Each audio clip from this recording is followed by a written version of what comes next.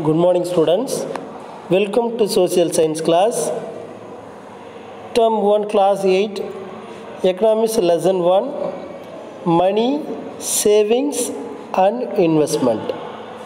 பணம், சேமிப்பு மற்றும் முதலீடு. Today is very important and interesting topic related to the society, which means black money. கருப்பு பணம். What is that black money? Black money is a form of uncountable money. So கருப்பு பணம் என்பது கணக்கில் வராத பணம் அல்லது கணக்கு காட்டாத பணம், அரசாங்கத்திற்கு சரியான கணக்கு காட்டாமல் மறைத்து வைக்கக்கூடிய பணம் கருப்பு பணம். Black money is a form of unaccountable money. Black money is mostly created by business people. அதிகமாக இந்த கருப்பு பணம் யாரால் உற்பத்தி பண்ணப்படுகிறது அப்படின்னு சொன்னால் பிஸ்னஸ் மேன் இருப்பாங்க, பிஸ்னஸ் பீப்புள். அதிகமாக இந்த பிஸ்னஸ் பண்ணுறவங்க தான் தொழிலாளிகள், தொழிலதிபர்கள். ஸோ இவங்க தான் இந்த கருப்பு பணத்தை என்ன பண்ணுறாங்க, அதிகமாக உருவாக்குறாங்க. They do not show actual income earned in their economic activities. So அந்த கருப்பு பணம் அவங்க எப்படி உருவாக்குறாங்க சார் அப்படின்னு சொன்னால், they do not show actual income. அவர்கள் வழக்கமாக எவ்வளவு சம்பாதிக்கிறாங்கன்றத யாருக்கும் காட்ட மாட்டாங்க. Income earn in their economic activities. அவர்கள் பொருளாதார நடவடிக்கைகளில் ஈடுபடுறாங்க, நிறைய சம்பாதிக்கிறாங்க. இப்போ சம்பாதிக்கும் பொழுது கணக்கில் காட்டாத சில பணங்களை அவர்கள் மறைத்து வைக்கிறார்கள். அந்த பணம் தான் இங்கே கருப்பு பணம், பிளாக் மணி அப்படின்னு சொல்கிறோம். They show only a part of income. அவர்கள் சம்பாதித்த பணங்களில் ஒரு குறிப்பிட்ட பகுதியை மட்டுமே அரசாங்கத்திடம் முறையாக கணக்கு காட்டுவார்கள். ஏன் for the purpose of tax evasion. So காரணம் என்ன அப்படின்னு சொன்னால், வரி நிறைய கட்டணும். நிறைய பணத்தை நம்ம சம்பாதிச்சு சரியான கணக்கு காட்டணும்னு சொன்னால் அரசாங்கத்திற்கு நிறைய பணம் கட்டணும், வரி கட்டணும். ஸோ குறைவான லோ அமௌண்ட்டை நாம் கவர்மெண்ட்டுக்கு காமிச்சோன்னு சொன்னால் we can avoid the tax. நிறைய டேக்ஸை வரியிலிருந்து தப்பிச்சிடலாம். ஸோ நாம் சேஃப்டியான லைஃப் வாழ முடியுன்றதுக்காக தான் அவர்கள் இப்படிப்பட்ட நடவடிக்கைகளை ஈடுபடுறாங்க. The black money is accumulated by the criminals. இந்த கருப்பு பணம் யாரெல்லாம் பதுக்கி வைக்கிறாங்களோ அவங்களை எப்படி நாம் டிஸ்கிரைப் பண்ணுறோம், கிரிமினல்ஸ், குற்றவாளிகள், ஸ்மக்லர்ஸ், கடத்தல்காரர்கள்லாம் இருப்பாங்க.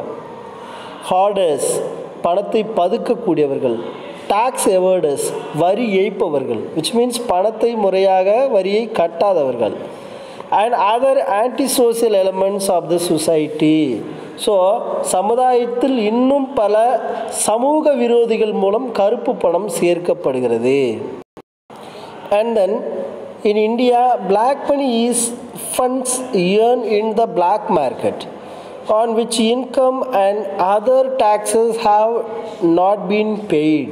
ஸோ இந்தியாவில் சட்டவிரோதமாக சந்தையில் கருப்பு பணம் சம்பாதித்து அந்த வருமானத்தில் எந்த வரியையும் செலுத்துவது கிடையாது. In India black money is fund earned in the black market. இப்போ கருப்பு பணத்தை நம்ம பதுக்கி வச்சு யாருக்கும் தெரியாமல் அதை செலவு பண்ணுறது தான் பிளாக் மார்க், கருப்பு சந்தைகள் அப்படின்னு சொல்லுவோம்.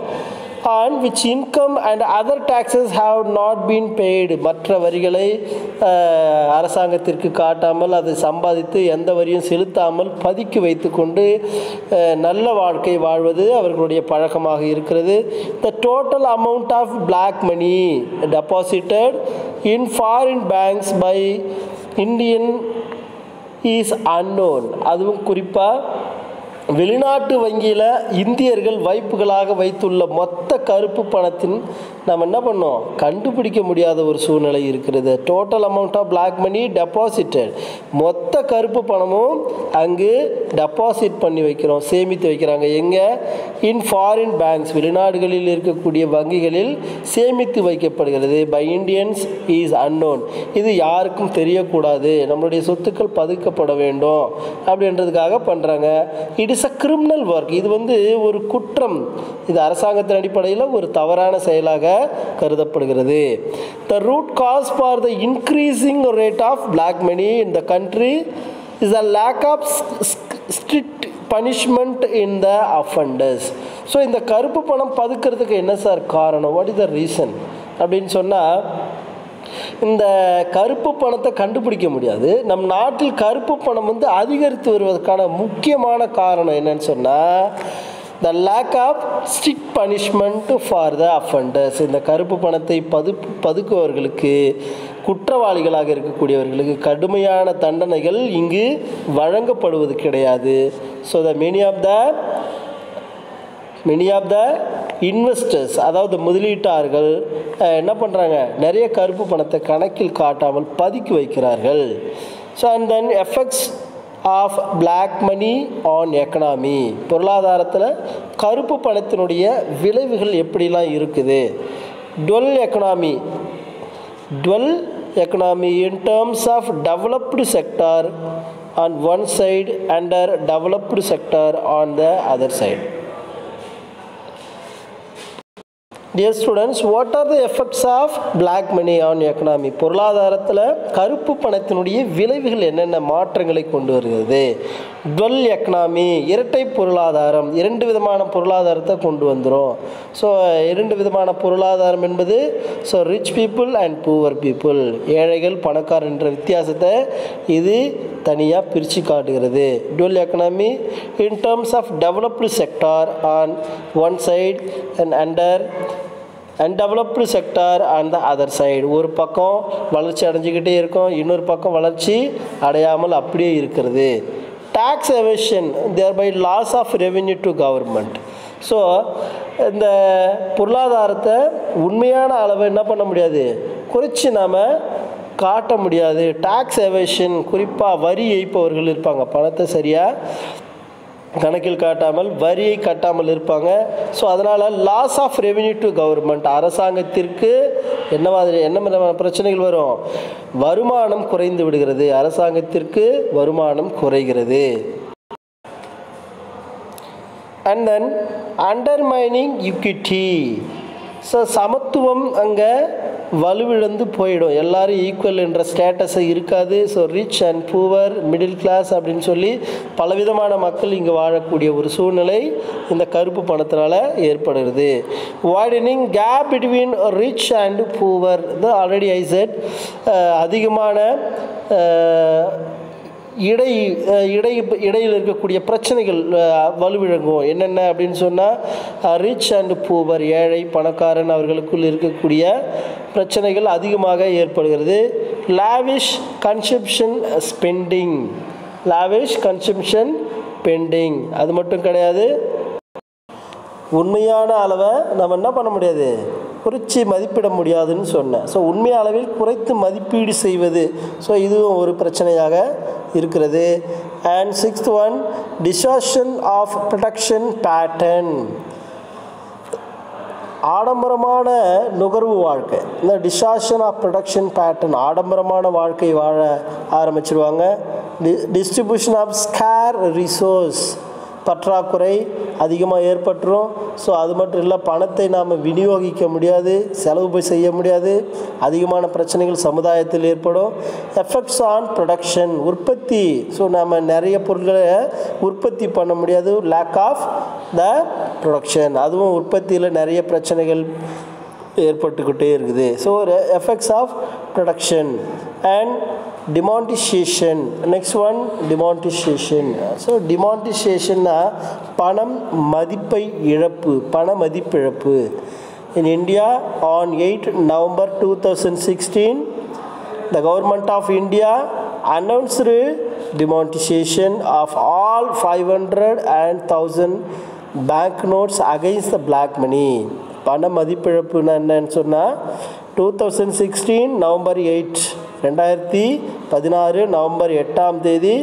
ஸோ இந்திய அரசாங்கம் என்ன பண்ணாங்க அப்படின்னு சொன்னால், கருப்பு பணத்திற்கு எதிராக ஒரு சட்டத்தை கொண்டு வந்தாங்க. ஸோ அதுதான் டிமானிட்டேஷன், பண மதிப்பிழப்புன்னு சொல்கிறது. ஸோ அதாவது என்னென்னா, அங்கே 500 மற்றும் 1000 ரூபாய் நோட்டுகளை செல்லாது, அதாவது பணத்தை மதிப்பிழப்பு செய்ததாக இந்த இந்திய அரசாங்கம் அறிவித்தது. ஸோ இது வந்து ஒரு உண்மையான நல்ல திட்டம் என்றும் அறிவிக்கலாம். ஏன்னா பண மதிப்பிழப்பு செய்கிறதுனால அனைவரும் சமம் என்பதை இங்கே ஏற்றுக்கொள்ள முடிகிறது. And then recent steps against black money. Recent steps against black money, கருப்பு பணத்திற்கு எதிராக இப்போ ரீசண்டாக சமீபத்தில் என்னென்ன நடவடிக்கைகள்லாம் எடுக்கப்பட்டது. Under pressure from India, the other countries, Switzerland has made key changes in its local law governing assets foreign allegedly stashed in Swiss bank. குறிப்பாக இந்தியா மற்றும் பிற நாடுகளுடைய அதிகமான அழுத்தத்தினால, ப்ரெஷர் கொடுத்ததுனால, ஸோ அந்த சுவிட்சர்லாந்தில் உள்ள சட்டங்களில் சில மாற்றங்களை அந்த சுவிஸ் வங்கி என்ன பண்ணுது, வெளிநாடுகளுக்காக சில உதவிகளை செய்தது. அதாவது என்ன, அங்கே எவ்வளவு பணம் டெபாசிட் பண்ணியிருக்கிறாங்க, யாரெல்லாம் டெபாசிட் பண்ணியிருக்கிறாங்க அப்படின்றத நமக்கு தெளிவாக எடுத்துரைத்தது. இன்னும் பல நாடுகளுக்கும் அது சொல்லியது. Special investigation team appointed by government on the directions of Supreme Court on black money. So குறிப்பாக உச்ச நீதிமன்ற வழிகாட்டுதலின் பேரில் இந்த கருப்பு பணத்தை கண்காணிக்கிறதுக்காக ஒரு சிறப்பு விசாரணை குழு, சிறப்பு கண்காணிப்பு குழு அப்படின்னு சொல்லுவோம். ஸோ அந்த குழுவை நியமித்து இந்த இந்திய அரசாங்கம் உத்தரவிட்டது. அந்த குழு ஸோ ரீசண்டான ஸ்டெப்ஸை இந்த அகைன்ஸ்டாக பிளாக் மணிக்கு எதிராக எடுத்திருக்கிறாங்க. அண்ட் தென் டிமானிட்டைசேஷன் சொன்ன பண மதிப்பிழப்பு செய்யப்பட்டது. These are the famous steps and recent steps against the black money. And then some legislative framework in India against black money. கருப்பு பணத்திற்கு எதிராக சில சட்ட ரீதியான கூட்டமைப்பை இந்த இந்தியன் கவர்மெண்ட் ஃபார்ம் பண்ணாங்க. என்னென்ன அப்படின்னு சொன்னால், first prevention of money laundering act 2002, பண மோசடி நடவடிக்கை தடுப்பு சட்டம் 2002 கொண்டு வரப்பட்டது. பண மோசடியில் யாரும் ஈடுபடக்கூடாது. ஸோ அப்படி ஈடுபட்டாங்கன்னா கடுமையான தண்டனைகள் வழங்கப்படும். Next one, Lokpal and Lok Ayukta act. Lokpal மற்றும் லோக் ஆயுக்தா சட்டமும் இந்த கருப்பு பணத்திற்கு எதிராக கொண்டு வரப்பட்டது. ப்ரிவென்ஷன் ஆஃப் கரப்ஷன் ஆக்ட் 1988, 1988 ஊழல் தடுப்பு சட்டம், ப்ரிவென்ஷன் ஆஃப் கரப்ஷன், ஊழல் தடுப்பு சட்டம் கொண்டு வரப்பட்டது. The undisclosed foreign income and asset bill, அதாவது இம்போசிஷன் ஆஃப் டேக்ஸ் இன் 2015, வருமானம் மற்றும் சொத்து மசோதா எதுக்கு எதிராக கொண்டு வரப்பட்டது, வெளிநாட்டில் இருக்கக்கூடிய கருப்பு பணம் சொத்துக்கள் அனைத்தையும் இந்திய நாட்டிற்கு கொண்டு வருவதற்காக வருமானம் மற்றும் சொத்து மசோதா வரியை விதித்தல். இது 2015 கொண்டு வரப்பட்டது. ஃபிஃப்த் ஒன், பினாமி டிரான்சாக்ஷன் ப்ராஹிபிஷன் ஆக்ட் 1988 அமெண்ட்மெண்ட் இன் 2016, 2016 கொண்டு வந்தாங்க. அதாவது பினாமி பரிவர்த்தனை தடுப்பு சட்டம். பினாமி பரிவர்த்தனை தடுப்பு சட்டம் 1988 தான் முதல் அறிமுகப்படுத்தப்பட்டது. ஸோ அமெண்டட் இன் 2016, 2016 இது மீண்டும் திருத்தப்பட்டது. The real estate regulation and development act 2016, the real estates, அதாவது என்ன, ஒழுங்குமுறை மற்றும் மேம்பாட்டிற்கான சட்டம், இது 2016 அறிமுகப்படுத்தப்பட்டது. This R the some legislative framework in India against the black money.